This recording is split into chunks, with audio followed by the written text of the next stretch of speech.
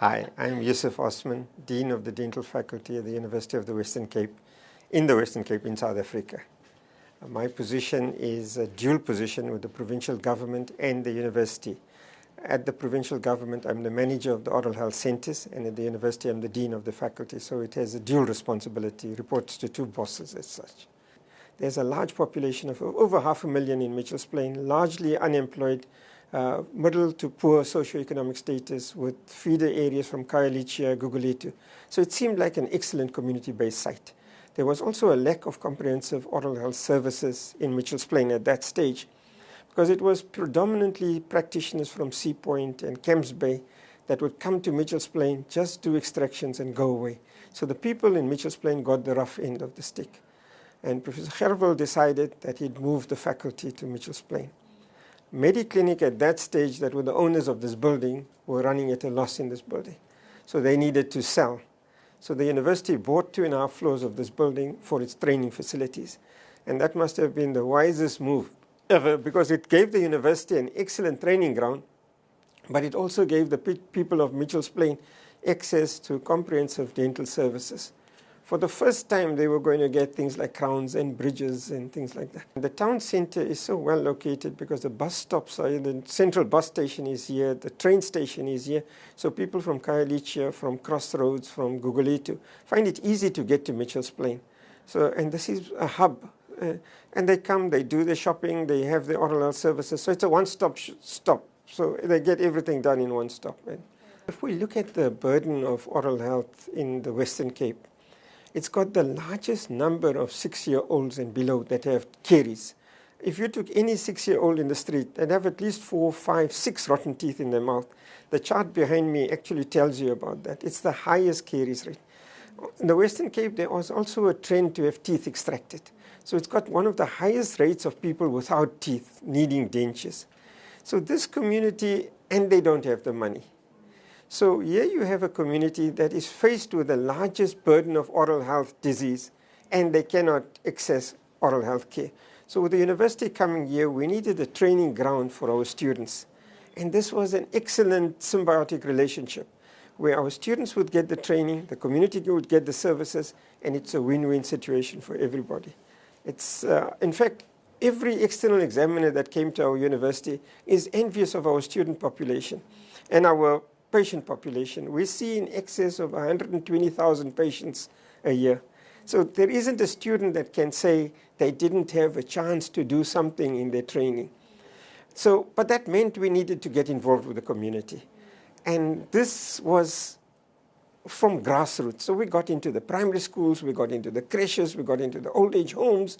We got in everywhere where we knew people were having difficulty accessing services. And we said, here we are.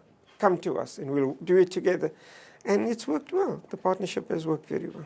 Yeah, I think people are most familiar with the relief of pain and sepsis. So it's like extractions and getting rid of infection. But we provide more than that. We provide general scalings and polishings, that's cleaning teeth. We provide conventional fillings. We provide advanced fillings like crowns, bridges. We even do implants, and we do dentures. So we provide the whole spectrum. The thing is, our programs are accredited with the Health Professions Council. So our undergraduates and postgraduates have been accredited by the council. And that implies that the training must meet certain requirements, regulations. So the full spectrum of services are offered. All specialist programs that are trained, all specialists that are trained here offer the full spectrum of services. Now, cost is a problem because you cannot afford all these major cost factors. So if patients can pay for some components, we assist them. We do the services for free. If they can't, we try and raise money so that we still give them the best of services, but at reduced cost.